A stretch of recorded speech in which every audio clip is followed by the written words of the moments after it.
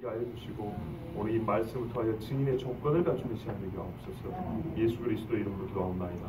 아멘.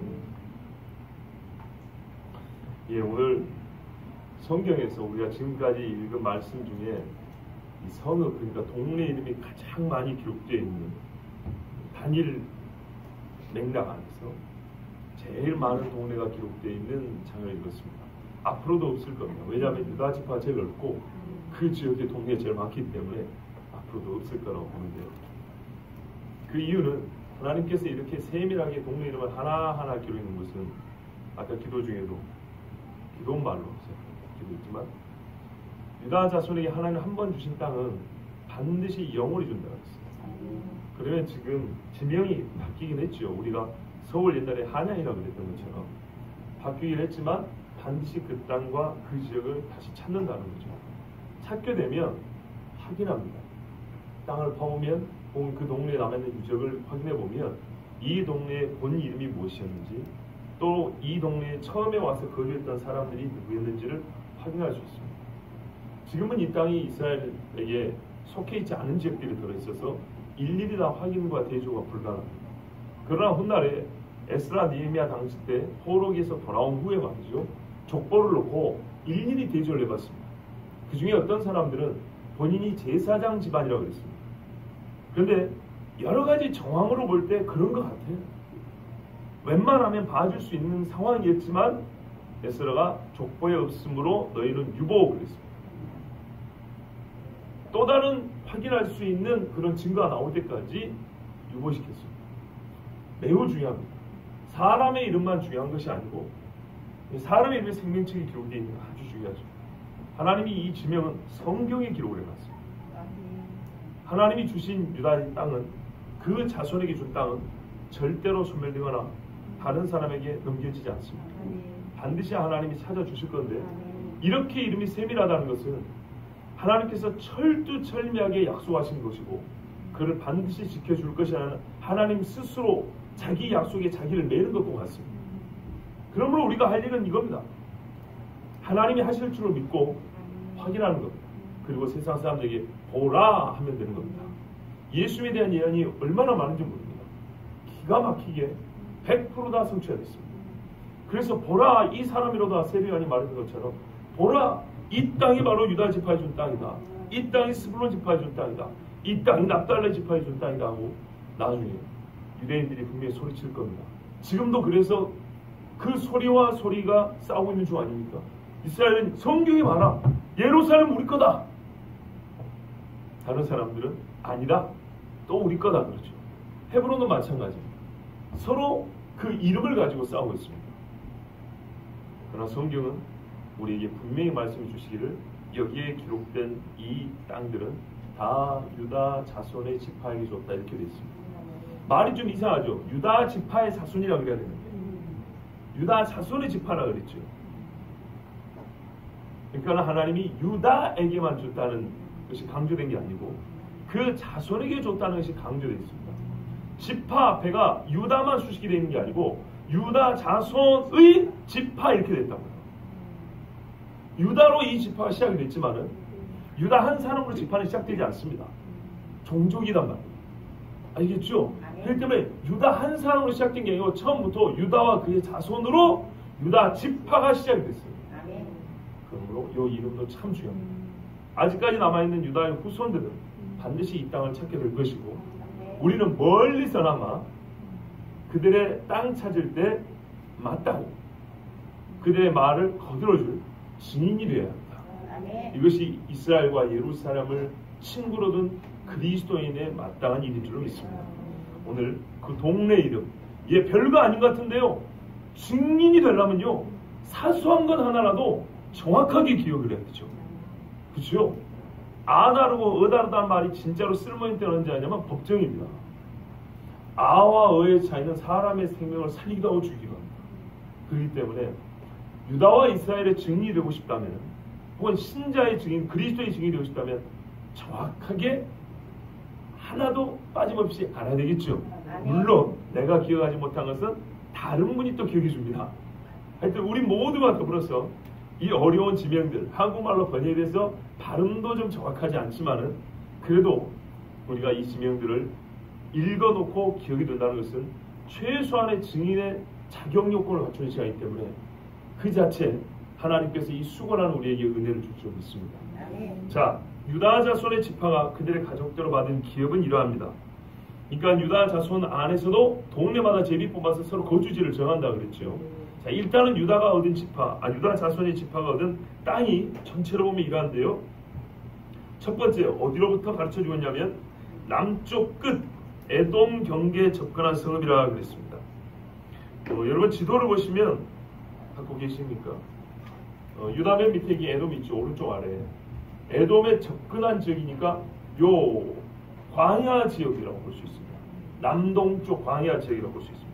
그 동네에 뭐가 있냐면 갑셀, 에델, 야굴, 기나, 디모나, 아다나, 게데스, 하솔, 인난, 십델렘, 부알롯, 하솔, 하다따와 그리옷과 스론곳, 하솔과 와 복잡하지요? 그래서 이 많은 동네를 사람에 따라 숫자를 세면 좀씩 차이가 있습니다. 여기 없는 동네는 저기 니에미야 이런 데 가면 또 나와 있는 데가 있습니다. 그러니까 이게 다 기록한 게 아니에요. 설교 말미에 들으셨지만 정말 놀라운 사실도 하나 있어요. 하여튼 다 기록된 게 아닌데 본문에 기록된 것만 해도 수가 너무너무 많죠. 그래서 이거를 다 여러분 그 동네 뜻이 뭐고 어떤 역사적 이런 건 안 하고요. 우리는 전체를 보는 게 중요한 거니까 본문에서는. 그러나 그 중에 몇 군데만 찾아가지고 성경이 성경을 해석하기 때문에 상당히 의미 있는 동네들이 몇 군데 있습니다. 그 동네를 중심으로 보고 전체적인 경계를 보도록 하겠습니다. 여러분 보시다시피 게데스라는 동네가 있습니다. 몇 절에 있습니까? 23절에 있죠. 게데스는 가데스 바네아의 줄임말입니다. 가데스 바네아 우리 알죠? 광야와 유다 그 가나안의 접경 지역입니다. 그래서 거기서부터 그 정탐꾼이 출발하죠. 그러니까 이 마지막 이 찐 광야, 신광야라는 이 광야의 북단과 가나안의 남단이 만나는 곳. 여기서부터 유다 땅이 시작됩니다. 가나안의 맨 남단은 유다 땅입니다. 자, 그리고요. 보시면은 그리옷이라고 있습니다. 25절 중반에 보면 그리옷 있죠? 예. 원래는 여기는 발음이 크리옷이라 됩니다. 크리옷. 어디서 들어봤어요? 우리말로 번역이 가리옷이라고 되어 있습니다. 가리옵니다. 크리옷. 그래서 히브리 말로는 이슈카리옷 그럽니다. 이슈는 사람이고 카리옷은 동네 이름입니다. 카리옷 사람, 그리옷 사람, 가리옷 사람이 말입니다. 가리옷 사람 유다입니다. 그러니까는 유다 남쪽에 크리옷이라는 동네가 있었고 이 동네 출신이 누구라고요? 예수를 팔았던 그 유명한 가룟 유다. 그런데 이 놀라운 사실이 하나 있습니다. 이 크리옷이라는 지명이 모압에도 있습니다. 지도를 보시면 유다 남단이죠. 그러니까 크리옷이 표시는 안 돼 있지만 지금 유다 남단을 보고 있는 중이죠. 유다 남동쪽을 보고 있는데 남동쪽 어딘가에 크리옷이 있고 바로 시내가 세례 시내 하나 건너면 모압입니다. 모압 땅에도 크리옷이랑 동일한 동네가 있습니다. 그래서 혹자는 이 크리옷이라고 하는 동네가 모압에서 살던 사람들이 유다 쪽으로 와가지고 동네를 서로 건설한 거 아니겠는가? 그러니까는 정통 유다라기보다는 모압에 있는 크리옷 사람들이 가나안으로 와가지고 크리옷이라는 이름으로 또 하나 동네를 만들 수 있잖아요. 요크라는 유럽의 동네가 미국에서 새로운 요크라고 뉴욕이라고 지었단 말입니다. 사람 이름을 따기도 하고 자기가 살았던 고향 이름을 그대로 붙이기도 합니다. 그래서 동일 지명이 상당히 많습니다. 그러면 이 두 지명은 거리도 매우 가까운 걸로 봤을 때 모압 땅과 바로 여기 건너 시내 하나 건너서 유다 남쪽, 옛날로 하면 가나안 남쪽 여기는 가깝기 때문에 이 크리옷은 동일한 어떤 그 조상을 둔 사람들이 아닐까 이렇게 보기도 합니다. 그렇게 보면 예수의 12제자 중에 전부 갈릴리 출신인데 유다만 이 남쪽 사람입니다. 지역 차별하자는 얘기가 아니고 이 출신에 있어서 상당히 뭔가 암시하는 바가 있다 이 말입니다.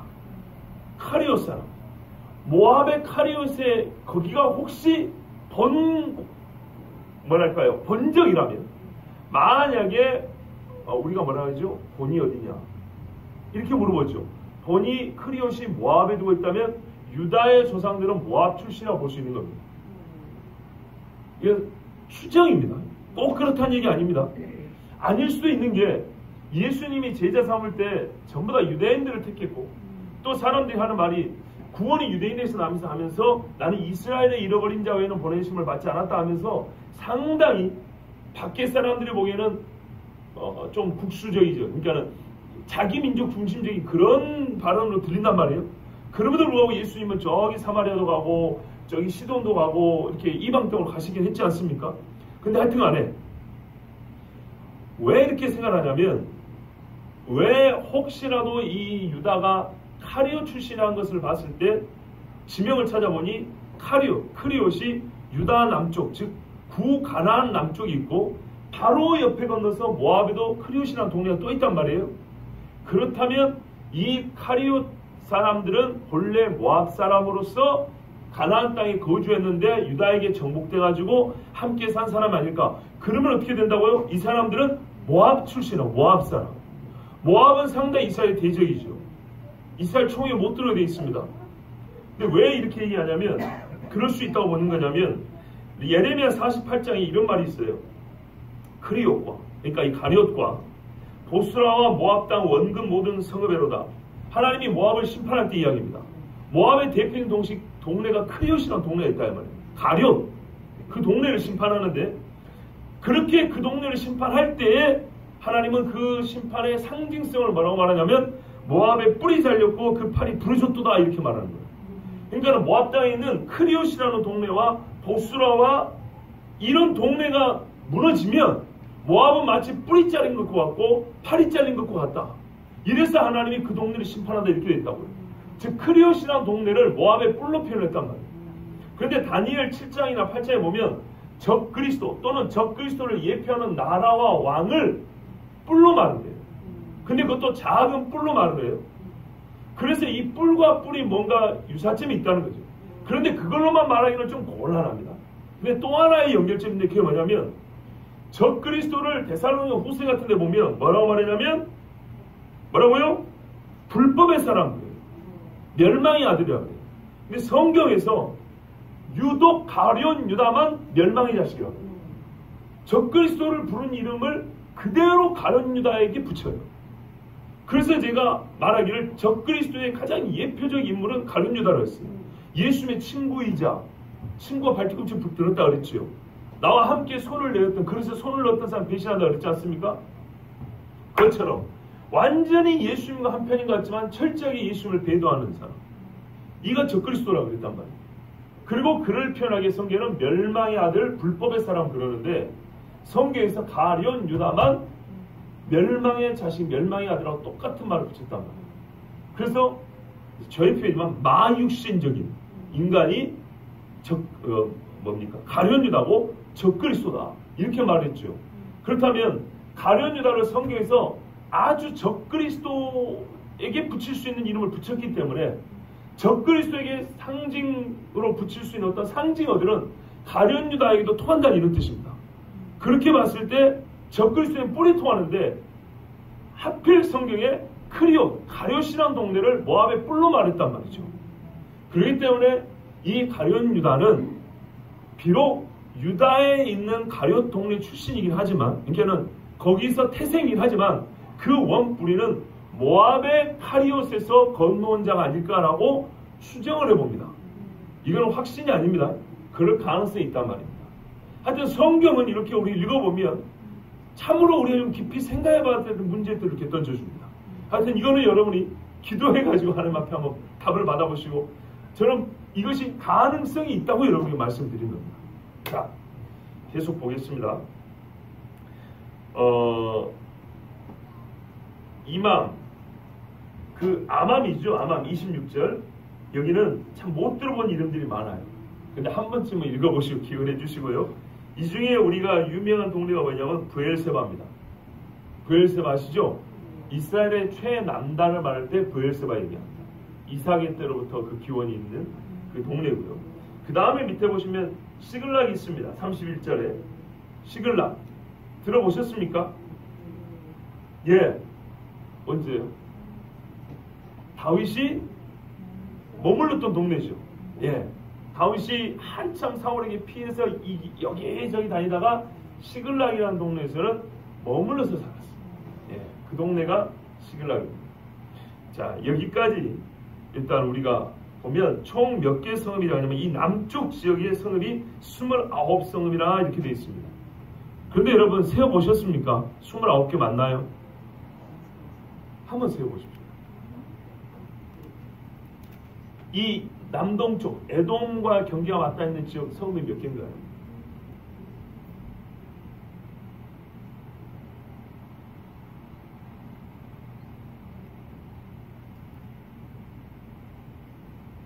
시간이 다 됐습니다. 몇 개죠? 38개입니다. 38개인데 29개랍니다. 와, 성경이 이번에 틀렸다는 게 이제 증명이 되어버렸죠. 성경이 틀렸네요. 왜 이럴까요? 그래서 여러분, 아주 깊은 계시와 교리를 발휘하는 것도 중요하지만 눈에 빤히 보이는 이 말씀을 확인해보고 이거를 뭐랄까 우리가 바로잡는 게 아니라 안 믿는 사람들은 깊은 교리를 갖고 따지는 게 아니고요, 빤히 보이는 걸 갖고 따지는 거예요. 아니 예수님 부활 때 천사가 하나야 둘이야? 이런 걸로 따진다고요. 왜요? 안 믿는 사람들이 어떤 깊은 이야기를 하겠어요? 빤히 보이는 거. 자, 이 문제야, 이런 게 바로 우리가 안 믿는 사람, 성경을 좀 그래도 한두 번 읽어본 사람들이 공격하는 부분들이에요. 모순이라는 거죠. 이 산수를 못해서 38개인데 왜 29개라는 거예요? 말이죠. 여러분, 그림을 보세요. 시므온이 어디에 있습니까? 시므온이 브엘세바를 찾아오고 있죠. 호르마도 찾아오고 있죠. 그죠? 이제 아시겠죠? 38개 중에 9개는 시므온에게 준 겁니다. 이제 뒤에 가면 19장 1절부터 9절을 보면 19장에 보면 둘째로 시므온과 시므온 자손의 지파를 위하여 그들의 가족된 제비를 뽑았으니 그들의 기업은 유다 자손의 기업 중에서라. 그 이름이 나오죠? 아이고 브엘세바 여기 있네. 호르마도 있고 시글락도 있고 그러죠? 예, 요렇게 해가지고 시므온과 겹치는 부분이 있어요. 이래서 이거를 빼면 그렇게 나오는 겁니다. 또 저기 위에 가면 이제 예루살렘 때문에 또 골치가 아픕니다. 성경에 보면 예루살렘이 유다에게 속한 것처럼 표현한 데가 있고 베냐민에게 속했다 이렇게 말한 데도 있습니다. 왜 그럴까요? 역시 마찬가지입니다. 거의 경계지역이 있었기 때문입니다. 경계지역에 있었고 어떤 의미에서 그걸 정복할 책임은 유다에게 줬고, 그렇기 때문에 여기저기 속해 있는 걸로 표현이 되어 있고 책임을 물을 때는 유다가 예루살렘을 정복하지 않았다고 이렇게 책임을 묻습니다. 그런데 우리가 이미 몇 주 전에 들었지만 놀랍게도 이 예루살렘의 어느 지파에도 어쨌든 공식적으로 점령이 안 되기 때문에 속해 있지 않습니다. 정치로 보면 중립지역입니다. 그래서 다윗이 나중에 전체 이스라엘 통일할 때 예루살렘으로 올라갈 이유가 됩니다. 그러나 이건 정치적인 시각이고 언약적으로 볼 때는 하나님이 남겨두셨다고 볼 수 있는 거죠. 전체 이스라엘을 통일할 그때의 유다 지파의 다윗이 예루살렘을 점령함으로써 모든 이스라엘을 하나님께 바치는 그런 언약의 상징으로서 남겨둔 동네라고 볼 수 있습니다. 그러나 일단은 하나님은 악한 것도 선으로 사용하시기 때문에 그렇게 했지만 이스라엘 자신들의 입장에서 볼 때는 그들이 하나님의 말씀에 충성하지 않고 불충해서 예루살렘을 수백 년 동안 그냥 내버려 둔 겁니다. 여부수 족속에게 준 겁니다. 그러니까 그 땅에 평화가 없죠. 평화의 성읍이 여부수 족속에게 잡혀갖고 있는데 어떻게 평화가 있겠습니까? 자, 이 성읍 수에 대한 모순을 주장하는 사람들에게 대답할 말을 찾았습니다. 예, 여호수아 19장 읽어보시면 이제 잘 나와 있고요. 자, 19장 9절에 보면 너무 많아서 나눠졌다 이렇게 돼 있죠? 그 이유도 나와 있습니다. 그렇게 돼 있습니다. 형제니까 나눠준 겁니다. 그 다음에 이제 유다 지파 땅 중에 대부분 평지에 속한 부분을 따로 또 이렇게 정리해 놨습니다. 아까는 남쪽 광야 지역이고 네겝 지역이고 이번에는 유다의 지역 중에도 평지에 속한 부분들이 있었어요. 평지에는 소라와 아스나와 사노아와 에가님과 답보와 에남과 여르묵과 아둘람과 소고와 아세가와 자 이렇게 되어 있습니다. 근데 여기 보니까 익숙한 동네 있네요. 아둘람 그 좀 있다고 그 앞에요. 에스다올과 소라. 거꾸로 말하면 익숙할걸요. 소라와 에스다올. 어디서 들어보셨어요? 삼손이 살았던 동네 아닙니까? 삼손. 그래 제가 말씀드렸죠. 삼손은 단지파인데 단지파하고 유다지파가 블레셋 지역에 이렇게 접경이라고요. 원래 하나님이 블레셋은 단지파 유다지파에 줬어요.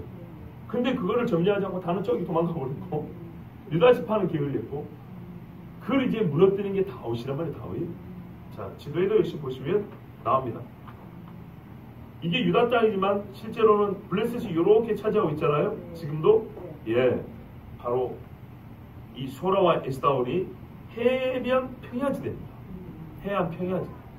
이 좋은 땅들을 블레셋한테 다 내준 거예요. 자, 사사기 13장 16장에 보면 삼손 이야기가 잘 나와 있습니다. 자, 아둘람은 잘 아시는 대로 이쪽에 있던 어느 지역이고 또 아둘람의 굴에서 다윗이 초창에 400명과 함께 숨어 있었지 않습니까? 그 동네가 아둘람입니다. 그런데 이 아둘람은 또 중요한 그 의미가 있습니다. 평지라 그랬죠? 여러분 여기 이 지도에는 아둘람이 나와 있지 않은데요. 헤브론 보이시죠? 헤브론이 산지 중에서 약간 서쪽에 있죠. 조금 내려오면 평지죠. 이 헤브론에서 조금 내려오면 평지인데 그 조금 평지에 마레사라는 동네가 있습니다. 이 마레사가 미가 1장 15절에 보면 나오는데 마레사는 누구냐면 갈렙의 장남 이름입니다. 갈렙이 헤브론을 차지하고 약간 그 산 밑에 평지 쪽에 장남인 마레사가 성읍을 건설했는데 그래서 이름이 마레사입니다. 근데 이 마레사에 대하여 미가 1장에 보면 예언이 나와 있습니다. 아주 참 놀라운 예언인데요. 뭐라고 되냐면 마레사 주민아, 그러니까 갈렙의 아들아 이렇게 부른다고 생각하면 돼요. 갈렙의 아들아, 내가 장차 너를 소유할 자로 내게 이르게 하리. 그러니까는 이 해석을 좀 잘해야 되겠지만은 하나님이 뭐냐면 너를 소유할 자를 내가 너에게 보내겠다는 거예요. 대적을 말하는 게 아니에요. 원수를 말하는 게 아니라 정당한 너를 통치할 왕을 보낸다 이런 말이에요. 그래서 예언서를 해석한 사람들은 그리스도라고 말하는 거예요.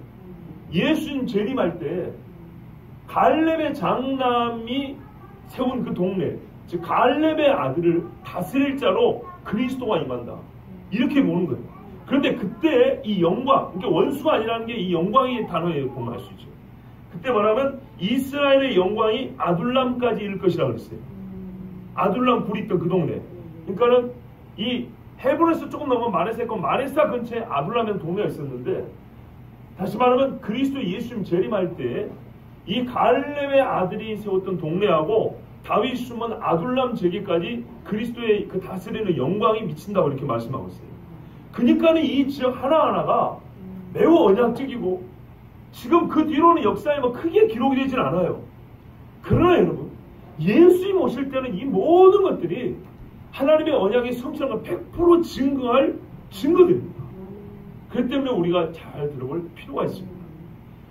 깊은 교리, 그것은 이 본문 자체에서는 없지만 이 지역 하나하나가 하나님께서 우리에게 약속한 땅이기 때문에 그 땅과 관련하여 우리가 읽어낼 말씀, 기억해야 될 말씀들이 있다는 겁니다.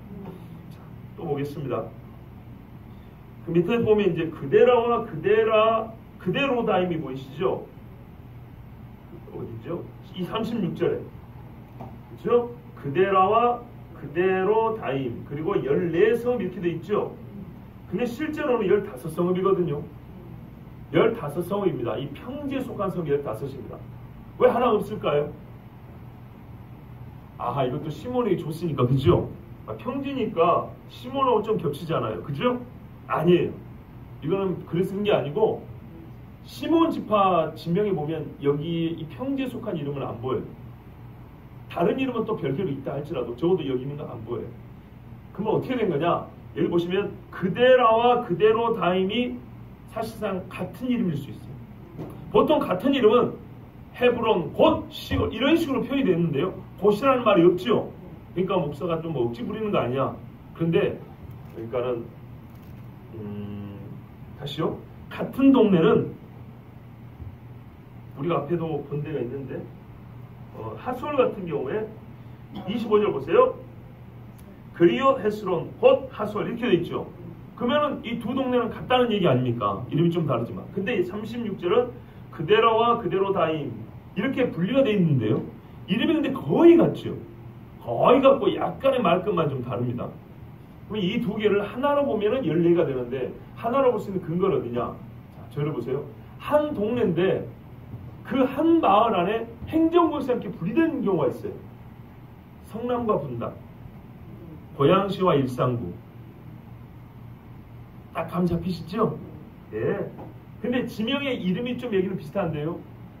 그 이해를 돕기 위해서는 이게 비슷해요. 성남 안에 사실은 분당이 있는 겁니다. 분당은 하나의 구입니다. 근데 마치 독립된 행정구역처럼 그렇게 부르잖아요. 누가 성남시 분당구 그럽니까? 성남시 수정구로 불러도 성남시 분당구는 안 불러요. 그냥 분당 그러지. 그죠? 고양시 덕양구로 불러도 일산구는 부르지 않아요. 그냥 일산 그러지. 이해되시죠? 그런 것처럼 분명히 어느 동네가 큰 동네인지 모르지만 하나의 큰 지역 안에 조금 작은 지역 아니면은 접경에 있는 지역이라서 하나로 부르기도 하고 둘이 세 분에서 나눠 부르기도 하고 그랬을 가능성이 있다 그 말입니다. 왜냐하면 이 중에는 다른 지파에 준 성읍 이름이 없거든요. 그래서 그렇게 볼 수 있습니다. 자, 그 다음에 이제 내려가면 스난과 하다사 그 밑에 보시면 미스베가 나옵니다. 38절 미스베 보이시죠? 미스베는 미스바입니다. 자, 지금부터는 좀 다릅니다. 아까는요, 맨 처음에는 한 지역은 동남쪽의 이 광야 쪽 근처였고요. 하나는 평지였는데요. 지금 나오는 지역들은 어느 지역이라고 그냥 이렇게 한정을 안 지어놓고 동네 이름만 계속 열거하는 거예요. 그러니까 정확히 어느 쪽에 있는지 북서쪽인지 북동쪽인지 잘 모르겠어요. 그런데요, 뭐 이제 찾아보면 나오겠지만은 일단 미스베는 미스바입니다. 근데 성경에 미스바가 다른 데 또 있지요. 예, 저 위쪽에 미스바는 헐몬산 요 근처에 저 위쪽 미스바가 있고 여기는 다른 미스바입니다. 또 하나 우리가 잘 모르는 데인데 유명한 데가 어디냐면 욕델이라는 동네가 있습니다. 미스베 바로 다음에 욕델. 여기는 그 다윗의 군대 장군 아마샤라는 사람이 있었어요. 이 아마샤가 에돔 사람 10,000명을 죽이고 이름을 욕델이라 불렀다 했어요. 욕델이라는 말은 뭐냐면 하나님께서 정복하셨다 이런 뜻이에요. 그러니까 이 아마샤 장군이 에돔 사람을 이스라엘의 대적을 치고 난 다음에 하나님이 점령하셨습니다 라고 욕델이라 이름을 지은 지역인데 문제는 그 다음이에요. 이 지역이 에돔하고 가까워요. 그러니까는 지금 일컫는 지역들은 주로 완전 남쪽은 아니지만 여전히 이 남쪽 동쪽에 있는 동네인 것 같아요. 이 그 말로 볼 때 욕델이 에돔과의 전쟁의 이 하나의 유적지라고 우리가 알고 있기 때문에. 근데 어떤 사람들은요 뭐라고 할까 이거는 그냥 진짜 하나의 견해인데 훗날에 야곱의 환란의 때가 있지 않습니까? 야곱의 환란의 때 뭐냐면 이스라엘 사람들은 유다에 있는 사람들은 산으로 도망가라고 했거든요. 주변에 보시면 주로 산은 동쪽에 있어요. 또는 동남쪽에 있어요. 그래서 이 욕델이라는 지역이 유다 사람들이 피해야 할 지역 중에 하나 속하지 않겠는가? 왜냐하면 하나의 이름을 아무렇게 지어주는 게 아닌데 에돔의 대적들을 여호와께서 물려쳐 주시고 이스라엘에 평안을 주신 지역이란 말이에요. 근데 이 지역이 사람에 따라 지금 정확히 어느 지역이냐 모르는데 어떤 사람은 그 성지순례 가보신 분들 알겠지만 에돔 쪽에 있는 페트라의 일부이기도 할 것이다. 왜냐하면 거기 바위산이거든요. 바위에 구멍 뚫고 산단 말이죠. 그래서 그 지역일 수도 있다라고 보는 사람도 있습니다. 자, 그 다음에 라기스입니다. 라기스는 유대의 왕 중에 한 사람이 죽은 곳, 살해당한 곳입니다. 왜냐하면 여기에서 죄를 너무 많이 지었기 때문에. 라기스라는 동네에서 미가 1장 13절에 보면 라기스 주민아 너는 준마의 병거를 메울지어다 라기스는 딸 시온의 죄의 근본이니 이는 이스라엘의 허물이 내게서 보였음이라 하겠어요.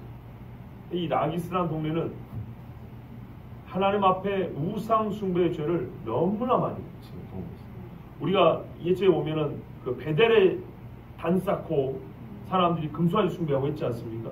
그런데 보면 거기는 드러나기가 크게 드러난 것이고 물론 대대적인 우상 숭배를 했겠지만 라기스는 말하자면 훨씬 더 뿌리 깊은 죄의 근본 노릇을 했대요. 그러니까 가나안 지역 중에 이 우상 숭배의 뿌리 깊은 지역 중에 하나가 라기스라는 동네인데 여기를 철저하게 파괴하지 않음으로 말미암아 여기서부터 이렇게 이 우상 숭배에 싹이 나가지고 이스라엘 전체 퍼져나간 것처럼 그렇게 표현된 데가 라기스라는 동네입니다. 그 다음에 우리가 보면 림나라는 동네 나옵니다. 림나 보이시죠 여러분? 42절. 이 림나는 에돔하고 옆에 붙어 있는데요. 요람 왕이 다스리던 시절에 반역을 이룬 동네입니다. 열왕기하 8장에 보면 여호람 때에 에돔이 유다의 손에서 배반하여 자기 위에 왕을 세운 거로 여호람이 모든 병거를 거느리고 사일로 갔더니 자 그래가지고 에돔 사람과 싸웁니다. 전투에서는 승리했는데 전쟁에서는 져요. 그래서 에돔이 독립을 합니다. 그때 림나도 배반하였더라 이렇게 나옵니다. 아시죠? 근데 이 림나하고 저기 그 위쪽에 있는 림나하고 또 다른 동네에 있으니까 헷갈리지 마시고요. 그 다음에 그일라라는 동네는 참 여기는 정말 기억해둬야 될 동네입니다. 44절에 보면 보이시죠? 그일라는 다윗이 이 사울에게 도망을 다니면서도 자기가 힘든데도 불구하고 목숨을 걸고 구해준 동네입니다. 블레셋이 그일라를 쳤을 때 다윗이 근처에 있었거든요. 이 소식을 듣고 하나님 제가 그일라를 구하러 가리까 말리까 물어봐요. 하나님이 허락을 해요. 그래서 가서 그일라를 구해줍니다. 이게 사무엘상 23장에 나와 있는데 일어나 그일라로 내려가라. 내가 블레셋 사람들 내 손에 넘기리라. 그래서 가가지고 블레셋 사람들 싸워 크게 쳐서 죽이고 가축을 뺏어오기까지 합니다. 이래서 구원받은 동네가 그일라라는 동네입니다. 근데 문제는 그 소식이 사울에게 들어갔잖아요. 사울이 이제 누구 찾으러 오겠어요? 다윗 찾으러 오겠죠. 다윗 찾으러 오는데 그냥 온 게 아니고 누가 고자질을 했기 때문에 그일라에서 있었던 일을 알고 사울에게 누가 일러 바친 거예요. 그래서 사울이 내려오는데 혹시 다윗 도망갈까봐 공문을 보내거나 사람을 보냅니다. 다윗을 붙잡아들어 너희의 충성됨을 보겠다. 이 소식이 이제 다윗의 귀에 들려와요. 그래서 다윗이 걱정을 합니다. 자기가 구해준 사람들이 자기를 배신할까봐. 하나님 그일라 사람들이 나를 사울의 손에 넘기겠습니까? 안 넘기겠습니까? 여러분 넘겼을까요? 안 넘겼을까요? 아니, 넘기려고 할까요? 안 넘기려고 할까요? 그랬으면 좋겠죠. 그일라 사람들이 다윗을 배반합니다. 우리가 신약에 보면 믿음에서 파산한 사람, 자기 정욕을 쫓아 나간 사람, 성경에 보면 디모데 후서인가 전서 마지막에 보면 사단에게 돌아간 사람이 있다고 했어요. 그런 것처럼 그일라 사람들은 정말 목숨이 경각간에 달렸을 때 다윗이요 자기도 도망자인데도 불구하고 몇백 명 되지 않는 부하들 데리고 와서 싸움에 능한 블레셋 사람들 치고 생명을 구해주는 성이에요. 그런데 그 성 사람들이 다윗을 잡아다가 사울에게 바치겠다고 뜻을 모았어요. 다윗을 배반하기로 뜻을 모았어요. 그래서 다윗이 하나님이 가르쳐줍니다. 이 그일라 사람들이 너를 넘기리라. 도망을 또 갑니다. 이게 각 국가마다 교회들마다 핍박이 있을 때 쉽게 어렵지 않게 볼 수 있는 광경이었습니다. 이런 말은 별로 하고 싶지 않은데 왜냐하면 남을 너무 깎는 것 같아서 그러나 이때는 꼭 한번 써야겠어요. 우리는 그러지 맙시다. 옛날에 마태복음 강의할 때 그랬어요. 가룟 유다 설교하는 부분이었거든요. 가룟 유다가 참 좋은 거 하나도 없잖아요. 그런데 우리가 이런 부분 보면 우리는 그러지 맙시다 이런 식으로 자꾸 교훈을 얻는데 그런 말을 안 쓰고라도 이 말씀 자체에서 우리가 충분히 배우고 깨달을 수 있는 바가 있다고 그렇게 말씀드린 지 기억이 나요. 근데 이 부분에서는 제가 이 말을 좀 쓸게요. 정말 이러면 안 돼요. 나를 구원해 준 예수님이죠. 자기가 위험한데도 불구하고 와가지고 생명 바쳐 보여줬는데 사울이 와서 너희들 죽여버린다 하니까 다윗을 내주기로 결의를 하고 이 동네는 과연 하나님 앞에 상을 받겠습니까? 벌을 받겠습니까? 그 다음에 45절부터 47절은 에그론, 아스돗, 가자 유명한 블레셋의 5성읍 중에 3성읍이 기록되어 있습니다. 한마디로 블레셋은 유다에게 맡겨주신 것이었습니다. 그 일부는 단집하게 줍니다.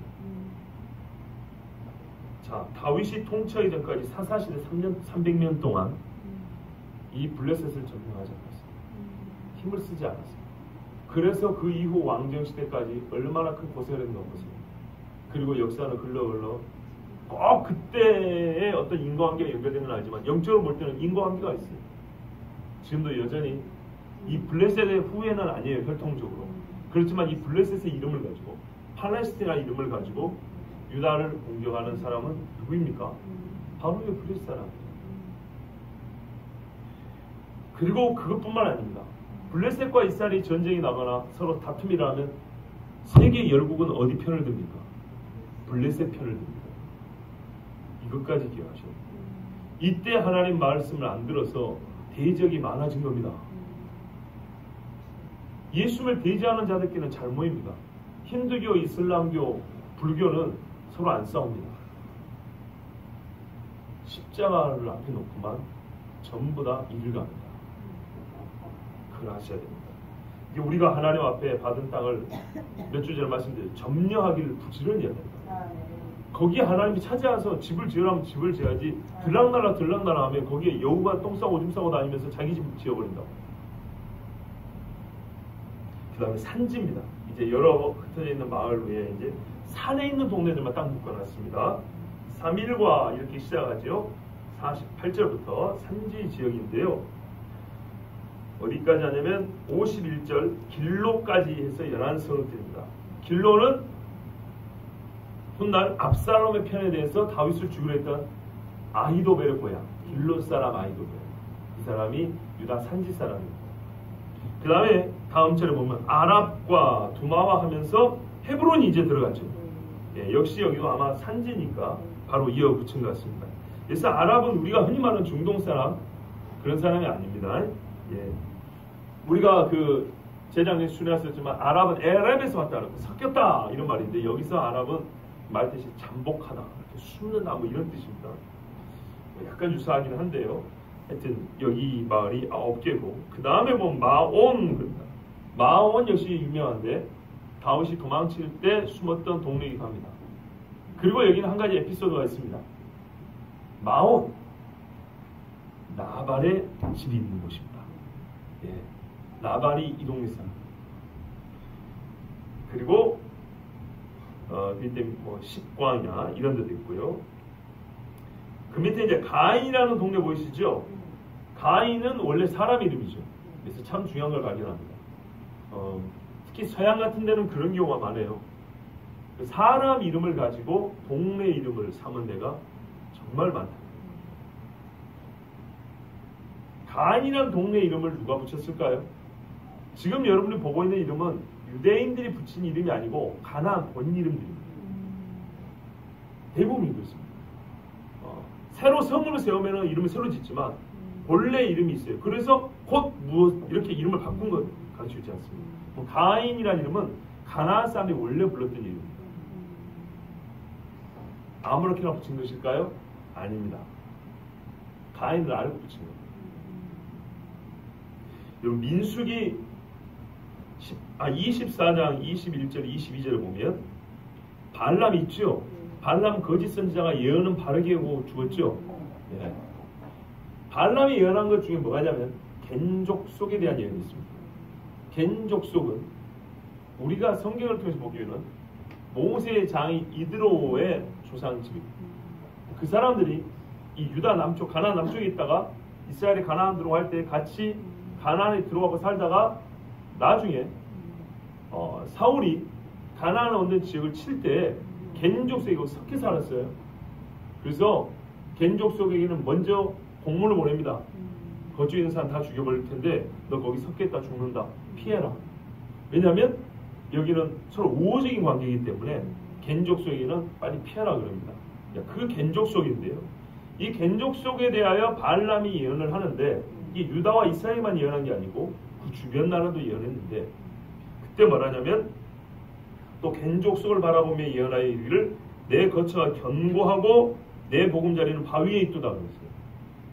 자, 그러나 가인이 쇠약하리니 나중에는 아수르의 포로가 되리로다 이랬어요.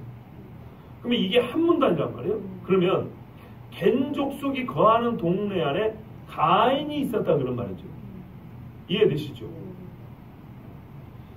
그러니까 당시 가인이라는 동네는 겐족속에 속한 마을이었던 것이고 후에 유다에 편입된 겁니다.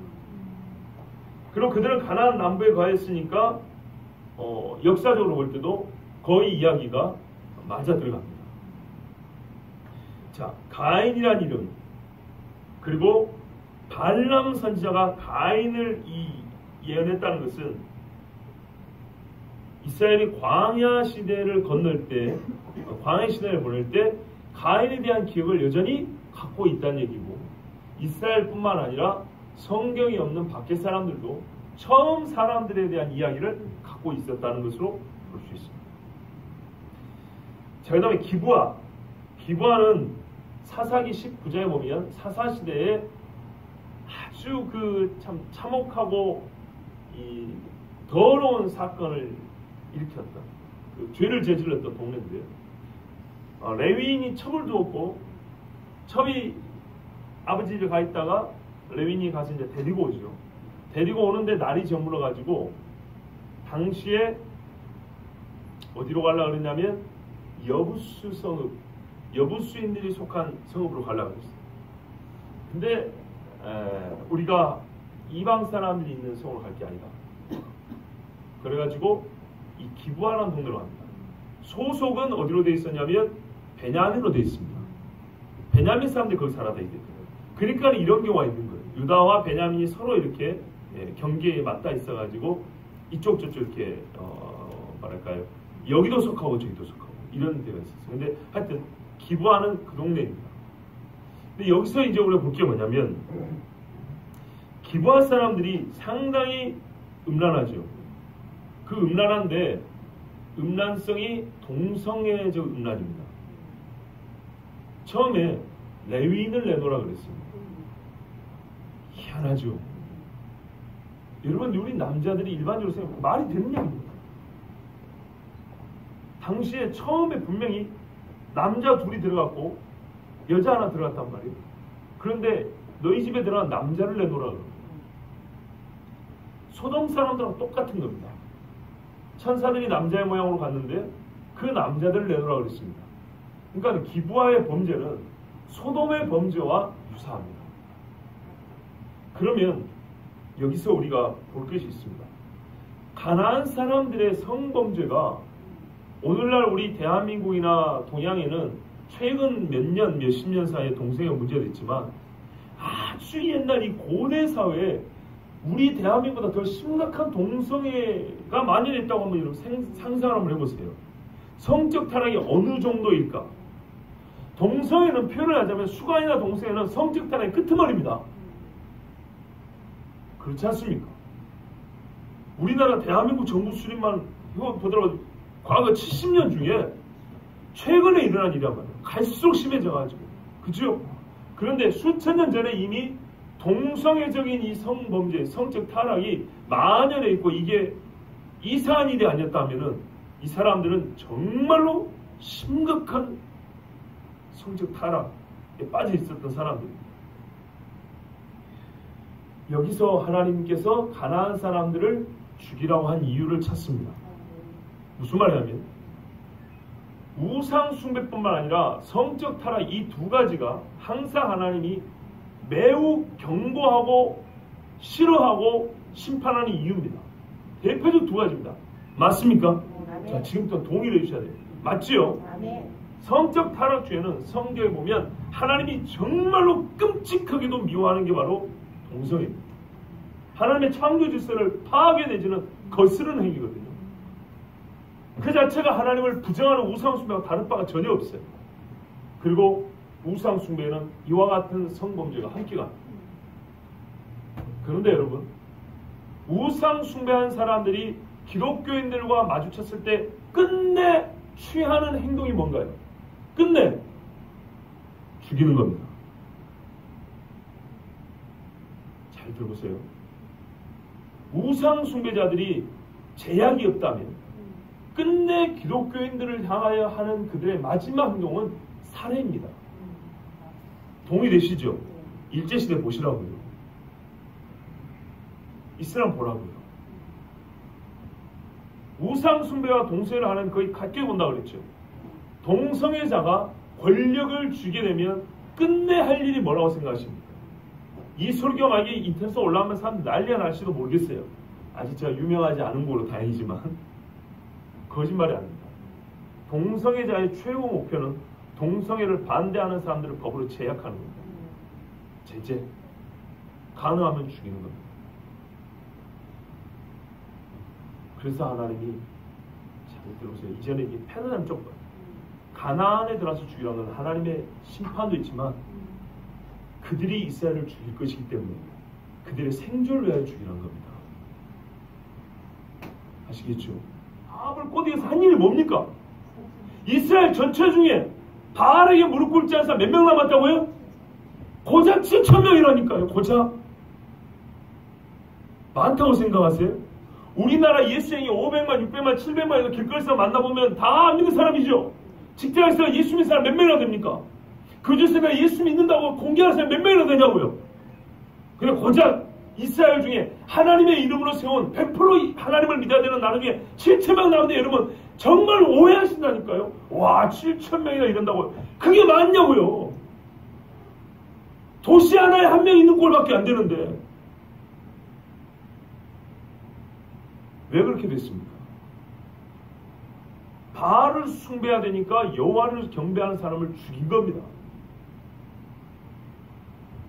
UCLA라고 미국의 유명한 버클리 대학교 있어요. 이 버클리 대학 법대 교수인 유진 블록이 이런 말을 했어요. 동성애 권리 운동은 오래전부터 서로 연관된 세 가지 목표를 세우고 이를 추진해왔다는 거예요. 동성애 아젠다라는 거예요. 우리에게 성적 자유를 주라 이게 뿐만이 아니에요. 그들은 목표하는 바가 세 가지가 있고요. 단계적이에요. 우리나라에서는 지금 자유를 달라고 얘기하고 있어요. 주로. 또는 평등을 요구해요. 보세요. 첫 번째로 뭐냐면 정부 압제로부터의 자유. 두 번째는 평등. 정부 차원의 평등한 대접이다. 지금 우리나라에서 벌어지고 있죠. 이게 되면 어떻게 되냐. 그들의 이제 말이 정부의 즉 권력에 영향을 미치셔야 한다. 마지막 아젠다. 즉 그들이 마지막으로 추구하고 싶은 일이 뭐냐. 동성애자들을 차별하거나 정죄하는 사적 행위를 불법화하거나 법적으로 처벌하는 것이다. 차별금지법가 나오는 거예요. 맞죠? 처음에는 남자끼리 뽀뽀해줘요 이랬다고요. 나중에 여자끼리 결혼해도 똑같은 부부로서 권리를 평등하게 인정해줘요 그러는 거예요. 그 다음에는 누가 우리 보고 말하래 저 새끼들 다 죽여버리세요 이런다. 이게 거짓말이 아닙니다. 서에서 벌써 일어나는 거예요. 그럼 이거를 성경에서 봐보세요. 이 극악무도하게 성적 타락에 빠진 사람들이 대번에 한 일이 뭡니까? 사람을 죽이는 거예요. 그리고 아무런 죄책감을 느끼지 않습니다. 하나님께서는 이스라엘이 그 자체의 죄를 짓는 것을 막으셨어요. 하나님이 직접 심판하는 우상 숭배와 성적 타락에 빠지지 않도록 막으셨고 동시에 우상 숭배와 성적 타락에 빠진 정말 동성애를 그들의 즐거움으로 삼는 사람들에 의해서 거룩한 백성이 살해당하고 죽임을 당하는 것을 막으시려고 그들을 죽이라고 한 거예요. 그렇다고 여러분 우리 지금 칼 들고 나가자는 얘기 아닙니다. 그게 아니에요. 진짜 이때 상황은 네가 죽거나 내가 죽거나 둘 중에 하나의 상황이었어요. 너무나 많은 것들이 반하나님적으로 그렇게 바뀌어 있는 상황이기 때문에 새까만 땅 중에 흰 잉크방울을 떨어뜨려서 번져나가게 하는 그런 상황이기 때문에 이때는 필연적으로 싸울 수밖에 없었어요. 그런데 마지막 때는요, 이 적그리스도가 신자들과 싸우려고 산다 그랬습니다. 왜요? 죽이려고 그런 거죠. 그러므로 우리가 지금 해야 될 건 지혜롭게 칼을 드는 것이 아니라 칼보다 창보다 펜이 더 강하죠. 예, 우리가 해야 할 말, 써야 할 글을 말하고 쓰는 겁니다. 그리고 그것을 세상에 알리는 겁니다. 얼마나 중요한지 모릅니다. 여러분 혹시 들어보신 적이 있는지 모르겠습니다. 에밀 졸라라고 들어보셨어요? 에밀 졸라.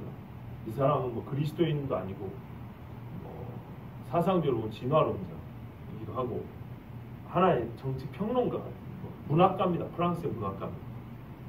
근데 1800년대 후반에 유대인 출신 프랑스 장교가 있었어요.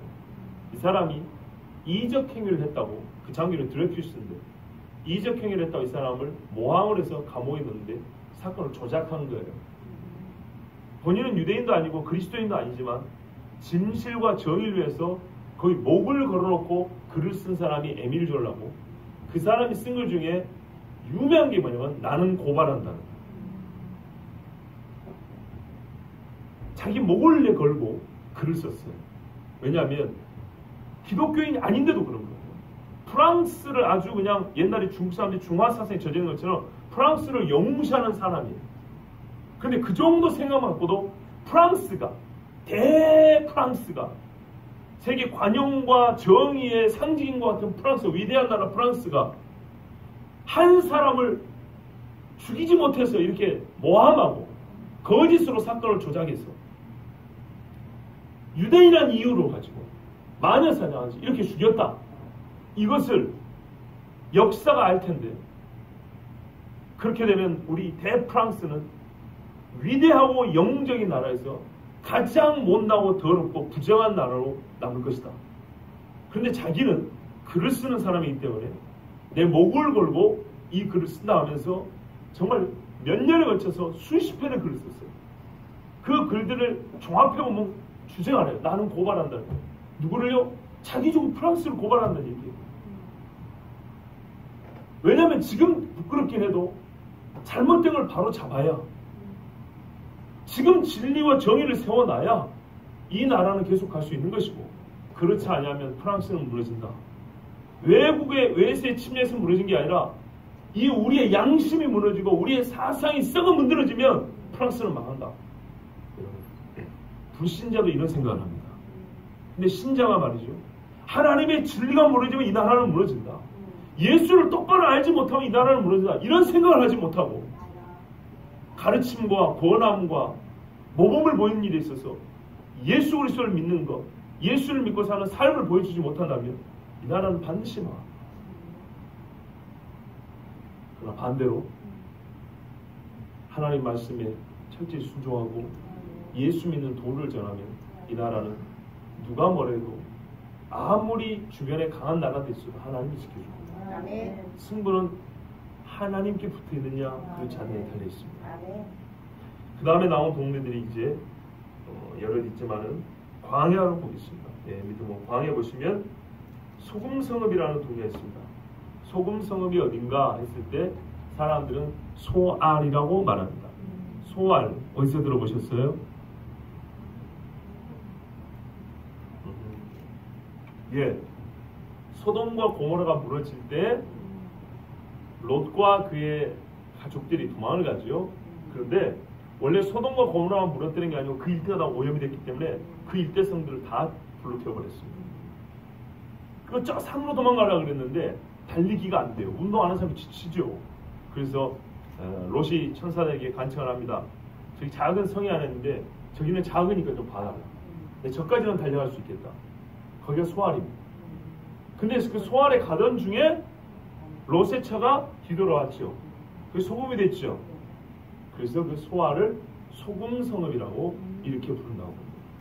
그 다음에 엔게디는 아가스에 잘 나와 있죠. 포도가 잘 연그는 동네입니다. 그런데 아까 말씀드렸던 이 소알은요, 신명기 34장 3절에도 보면 나와 있습니다. 그러니까는 가나안 정복할 당시까지 있었던 겁니다. 실제로 신명기 34장에 보면 뭡니까? 모세가 그 비스가 산꼭대기에 올라가지고 이 가나안 땅을 이렇게 확 볼 때 아닙니까?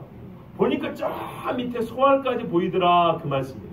34장 3절에 소알까지 보이시고 이렇게 돼 있어요. 그리고 엔게디는 아까 말씀드린 대로 다윗이 사울을 피했던 동네이기도 하고, 또 역대하에 보면 하사손 다말이라고 다른 지명으로 이렇게 기록된 신랑과 신부가 즐거워하는 그들의 포도원이 이렇게 만들어져 있는 동네입니다. 다시 보면 우리 주님이 훗날에 이스라엘과 함께 진짜 이 잔치를 할 동네가 아닌가, 그렇게 생각해 볼 수도 있습니다. 자, 일단 여기까지 우리가 읽고요. 아까 중간에 말씀드렸다시피 사람들이 성경에서 모순을 찾아낸다 그럽니다. 똑같은 이름이 여기저기 있다는 거죠. 그거는 잘못 쓰거나 뭘 모르고 쓴 게 아니고 아무렇게나 쓴 게 아니고 그만큼 정확하게 쓴 겁니다. 우리나라에도 동일 지명이 얼마나 많은가 생각을 해보세요. 그렇기 때문에, 근데 근처에 또 동일 지명이 있어요. 저희 사는 동네에도 신기라는 데가 있어요. 신기가 여수에 2군데인가 3군데 있어요. 그 조그만 동네. 그 이름. 그러니까 여러분, 유다 지역 전체에 아까 하솔이 몇 번 나오던데, 유다 땅이면 하솔이 2군데 정도 있고요. 저 위쪽 하면은 북쪽에 그 가나안 사람 전쟁이 있었죠. 거기에 하솔이 또 있어요. 하솔 왕 야빈. 기억나시죠? 그러니까 여러 지역이 있었던 겁니다. 혹 유명한 인물이거나 유명한 어떤 그 종교적인 의미가 있는 동네들은 이름을 똑같이 가져와서 사용하는 경우가 있기 때문에 이거는 이상할 것이 아닙니다. 자, 맨 마지막 절을 보시면 예루살렘 주민 여부수 족속. 그러니까 성경에 모순이 없다는 얘기입니다. 자, 여부수 족속 이야기입니다. 예루살렘에는 여부수 족속이 살았는데 유다 자손이 쫓아내지 못하였으므로 여부수 족속이 오늘까지 유다 자손과 함께 예루살렘에 거주하니라. 여기 오늘까지는 적어도 다윗이 다스리기 전이죠. 다윗이 유다 여부수 족속을 점령했지 않습니까? 그렇기 때문에 이 여호수아서가 언제 기록이 됐는지를 우리가 대충 알 수 있죠. 자, 좋습니다. 그러면 이 모든 이름들이 왜 기록이 됐느냐? 아까 말씀드린 대로 우리 주님이 나중에 유다에게 약속하신 성을 다 돌려줄 때 실제로 이렇게 하나하나 돌려준다는 증거이기도 하고요. 당시로 보면 하나님께서 이렇게 작은 동네까지 세밀하게 언급했기 때문에 너희가 이 땅을 점령하는 데 있어서 몇 군데 하고 저기는 내버려 두지 뭐 이런 식으로 나태하게 생각하지 말아야 합니다. 당대 사람에게는 하나님이 주신 것은 전부 다 취할 줄 알아야 된다는 겁니다. 자기 스스로 이것은 별 볼 일 없는 것, 저것은 취할 만한 가치가 있는 것, 이런 생각은 안 되고 하나님이 찍어주고 정해준 것들은 다 하나님이 주신 선물로 감사히 다 받을 것. 그리고 훗날을 볼 때는 우리 집 모셔가지고 이스라엘에게, 유다에게 특별히 이 땅을 다 회복하실 때 하나님께서 자기의 신실하심을 증거로 남겨두시고 우리는 또한 증인으로 이 기록을 받기 때문에 설 수 있다는 겁니다. 중요한 게 또 하나 있는데요. 베들레헴은 어느 지파에 속해 있습니까? 여기서 헷갈리면 안 되죠. 이거는 전혀 헷갈리는 게 아니죠, 여러분. 베들레헴은 어느 지파에 속해 있습니다. 예? 유다죠, 유다. 당연히 베들레헴 유다죠, 어디예요? 자, 그런데 오늘 여기 목록이 있습니까, 없습니까? 없죠. 유다에 있는 저기 다 기록이 된 게 아닙니다. 다 기록된 게 아닙니다. 그러면은 베들레헴이 기록이 안 됐다는 것은 무슨 뜻일까요? 너무 작다는 얘기입니다. 작아도 너무 작아서 당대 사람들에게는 유명하지 않은 동네. 별로 그렇게 기억에 남는 동네가 아니에요. 미가서 말씀 기억나십니까? 베들레헴 에브라다에 너는 유다 족속 중에 작을지라도 이스라엘을 다스릴 자가 내게서 내게로 나올 것이라. 그의 근본은 상고의 영원에 있느니라. 아멘. 성읍들 중에 하나로 계수되기에도 너무 작은 데가 베들레헴이에요. 근데 바로 그 작은 베들레헴을 택해서 하나님은 다스릴 자, 곧 예수 그리스도가 그곳에서 나오게 하셨어요. 사람들의 생각과는 다릅니다. 큰 동네, 유명한 동네가 그리스도께 영광을 돌리는 게 아니고 그리스도와 작은 동네를 영화롭게 하는 겁니다. 교회가 커서 하나님이 영광을 받는 게 아니고 하나님이 계셔서 이 작은 교회가 오히려 그리스도 때문에 영광을 취하는 거랍니다. 이 말이 꼬여버립니다. 여러분, 거짓말이 아닙니다. 가장 우선적으로 영광을 하나님 받으십니다. 근데 성경에 곳곳에 보면 하나님께서 그의 충성된 종들에게 영광을 얻게 해주신다고, 그런 약속들이 얼마나 많이 있습니까? 그런데 어떤 이가 영광을 그리스도가 주시는 거예요. 하나님이 주시는 거예요. 그런데 우리의 인간적인 관념은요, 정확히 그 반대라는 것을 이때 깨달아야 됩니다. 이 중에 기록된 큰 동네 중에 후에 기록이 안 나온 동네가 얼마나 많은지 아십니까? 당대에는 크다고 자랑했고 사람들이 서로 그곳에서 몰려들어 살고 싶은 동네가 있었어요. 너무 먹을 것도 많고 너무 막 저기 뭐 방비도 잘 돼 있고 저희가 안전할 것 같고 저희 가서 한 자리 차지하면 사람들 우러볼 것 같고, 그래서 말이죠, 대형교회 명패 보고 쫓아가는 것처럼 같은 집사라도 나 어느 교회 집사인데 그러면 뭐 좀 되는 것처럼 자기들이 하나님 영광 돌려준 것처럼 천만의 말씀이에요. 개뿔이 무슨 자기가 하나님께 영광을 돌려요. 아무리 작은 교회라도 하나님 앞에 진실된 사람이 있으면요, 하나님이 그들 통해 영광을 받으실 뿐만 아니라 하나님이 도리어 그들을 영화롭게 해준다고요. 하나님이 베들레헴을 영화롭게 해줬지 이 큰 동네들이 하나님을 영화롭게 했습니까? 아까 보세요. 라기스라는 이 대형 도시는 어떻게 됐어요? 죄의 근본이 되었어요. 죄의 근본이. 기브아는요, 한 지파 없애질 뻔했어요. 제가 이 성읍을 보면서 정말 이게 중요한 겁니다. 여러분, 교회가 작아서 창피합니까? 나도 가까이 그냥 창피하니까? 이스라엘이 수가 많아서 그들이 큰 나라라 그랬습니까? 아니거든요. 아니, 이 작은 교회를 다니는 나 자신이 그런 생각을 갖고 있으면 어떻게 합니까? 예?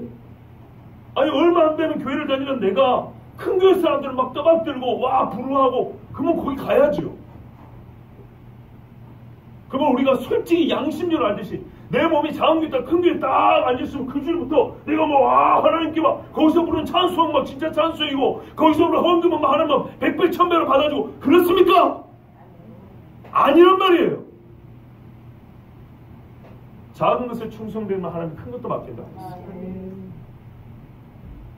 했어요. 5 문화, 10 문화 맡긴 사람들 하나님 말하면 예수님 말하면 10 고울을 다신다고 5 고울을 다신다. 왜 고울 약속을 했을까요? 예수님 그냥 한 소리가 아닙니다. 이 고울들, 이 마을들을 회복하지 않으면 그 약속을 이룰 수가 없습니다. 작은 일에 충성을 합니다. 그 충성된 자를 통해 하나님이 영광을 받으실 뿐만 아니라 영광은요 사람 눈에 보이는 게 아니에요. 영광 돌리는 게 막 이렇게 빗줄기로 올라가는 게 보입니까 여러분은? 그거는 순전히 하나님만 보시는 거예요. 그러니까 사람이 와 저 사람은 하나님께 엄청 영광을 돌리는 것 같아. 모릅니다. 몰라요. 물론 우리 영으로 또 우리가 영적인 존재되기 때문에 영감이 있긴 있죠. 그렇지만 우리의 영감은 항상 맞지는 않아요.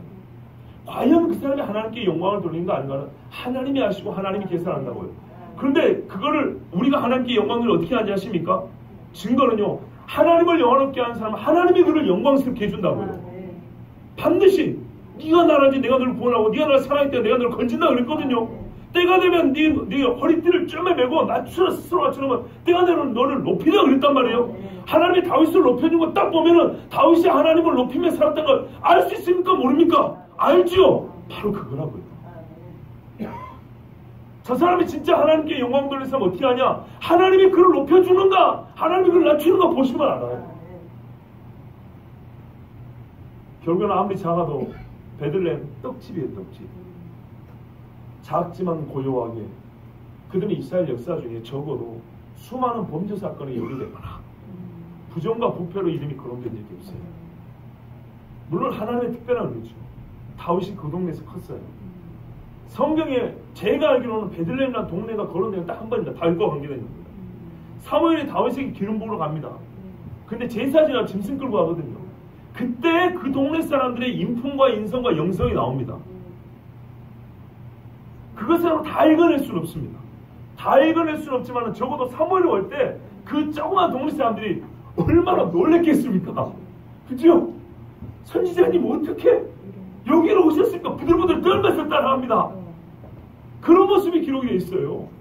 오직 있으면은 그때 당시에는 사울이 다윗을 죽인다고 할 때도 아니거든요. 평안을 위해서 오시는 거 맞지요? 이 조그만 동네 사울 선지자가 왔다고. 기본적으로 사람들이 어떻게 해요? 겸손해요. 두려워할 줄 알아요. 하나님 앞에 두려워할 줄 안다고. 그리고 그 동네 다윗의 아버지가 여러분 뭐 다윗의 비교해서 어떻게 볼지 모르지만은요 그렇게 못난 사람이 아니에요. 그 아버지가 있기 때문에 다윗 같은 아들도 나오는 겁니다. 그 아버지가 할아버지가 누굽니까? 보아스 아닙니까? 보아스. 그렇죠? 그러니까 보아스 같은 유력한 자가 있는 동네가 그 말입니다. 하나님의 언약을 지켰던 사사시대에도 그 언약을 지켰던 사람들이 살던 동네라 그 말입니다. 베들레헴이 그렇게 이해가 돼요. 성경에 나온 베들레헴은 룻기의 배경이 된 베들레헴. 보아스가 살고 그 성에서 하나님의 율법이 지켜지던 동네 베들레헴. 사무엘 왔을 때 벌벌 떨던 베들레헴. 그런 동네 하나님께서 높여주잖아요. 번역이 따라잡네. 유다의 1000개의 성읍이라고 되어 있는 번역이 있어요. 유다 고을 중에 아니고 유다의 1000개의 고을 중에, 그러니까는 모든 고을을 다 비교봐도 니는 진짜 작은 동네다 이 말이에요. 그런데 지금부터 어떻게 해요? 작지 않다 그랬어요. 동네 사이즈가 컸을 게 아니라 그리스도가 내게서 와서 다스릴 자가 거기서 나와버렸는데 잡을 수가 없잖아요. 이제는요. 다스린 자가 나왔기 때문에. 그래서 그 동네는 영화로운 동네가 됐어요. 여러분, 참 이게 중요합니다. 그래서 이 말씀이 성취되는 겁니다. 창세기 보면 유다야 너는 형제 창수해야 될 거라 그랬잖아요. 유다 경계의 모든 동네가 다 하나님 앞에 영광이 돼서 유다 지파 창수가 된 게 아닙니다. 유다 지파 중에 어떤 성읍이 유다 같아서 유다다워서 전체 유다가 영광을 얻게 됐습니다. 우리가 가끔 그런 경우 있어요. 다 잘해서가 아니라 어떤 참 훌륭한 한 사람 또는 어떤 하나님 앞에 참 잘했던 어떤 그 칭찬들을 만한 행위 하나 있었어. 그것 때문에 하나님이 전체를 구해주시기도 하고 보호해주시기도 하고 그런 경우 있지 않습니까? 유다로 보면 다윗 때문에 하나님 살려주신 거죠. 다른 이유가 있습니까? 사울을 볼 것 같으면 다 죽어야죠. 근데 하나님 항상 말씀하신 거예요. 다윗을 켜가서 그 등불을 꺼뜨리지 아니하셨다 이렇게 말씀하잖아요. 유다가 왜 형제 창수가 됐냐면 유다 많은 우리가 지금 지명을 받기 때문에 이 많은 성 중에 도리어 이름에 기록되지 않는 베들레헴 같은 동네가 있었어. 그 동네에서 유다를 다스릴 자가 나왔기 때문에 유다는 형제에게 창수가 됐다 이 말입니다. 제가 우리 교회적인 상황을 봅니다. 우리 교회는 서울에 있는 큰 교회들 중에서도 크지 않습니다. 동대문 구에 있는 교회들에서 크지 않습니다. 아니 제기동이나 영도동 일대에 있는 교회들만 해도 대형 교회가 몇 개입니다. 저 산을 두르고 있는 교회들이 있고 저기 대로변에 4차변에 있는 교회들도 있고 아파트 안에 큰 교회들이 있습니다. 이것이 곧 우리가 전도를 안 된다거나 여기에 만족하냐 이런 뜻은 아닙니다. 본질적인 문제를 얘기하는 거예요.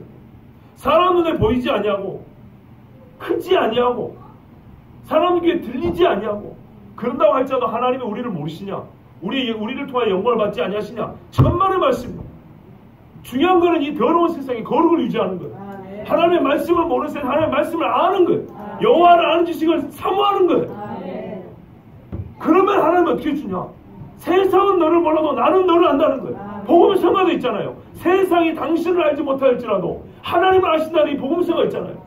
그래서 선교사들 모았고 선교 집회할 때 선교사들 일어나십시오 하고 그런 찬송을 불러준단 말이에요. 위로하면서 맞습니다. 선교사들이 세상은 당신을 모릅니다. 그 당신 있는 국가에서 당신이 누군지 어떻게 한단 말입니까? 오히려 신분을 숨기고 사역을 하는 그 동네에서 당신을 어떻게 한단 말입니까? 그러나 하나님은 당신을 압니다. 이렇게 말해요. 교회가 마찬가지입니다. 하나님이 기여하시는 교회가 있어요. 보아스가 살았던 동네 베들레헴과 같이 세상 사람들이 다 제멋대로하고 먹을 게 없다고 베들레헴을 떠나고 모압으로 갈지라도 그 자리를 지키면서 자기가 부유함에도 불구하고 그러니까 보아스 같은 경우는요 자기 마음대로도 돼요. 그렇지만 그래야지 않았어요. 하나님 누가 뭐라 하지 않는 율법을 하나하나 지켰어요. 그래서 하나님을 경외하는 자인 걸 보여줬어요. 하나님은 그를 더 유명하게 됐어요. 유력한 자가 되게 했어요. 그리고 그 집의 씨를 통해서 어떻게 했어요? 열방을 권한 메시아가 나게 하셨고요. 그리고 베들레헴은 정말 작지만 유다 중에 가장 큰 빛나는 동네가 됐어요.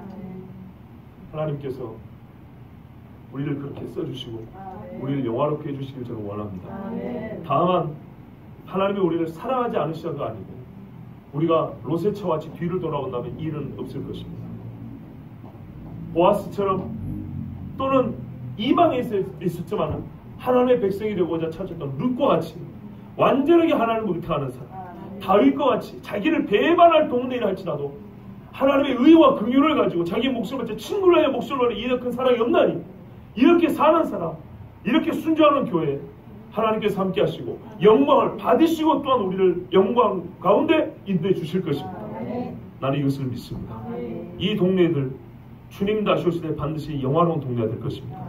세상의 우뚝 속에 정말 산 위에 놓여 세상을 밝히는 횃불과 같은 그런 동네들, 그리고 우리 교회가 그렇게 되기를 바랍니다. 주님께 기도합니다.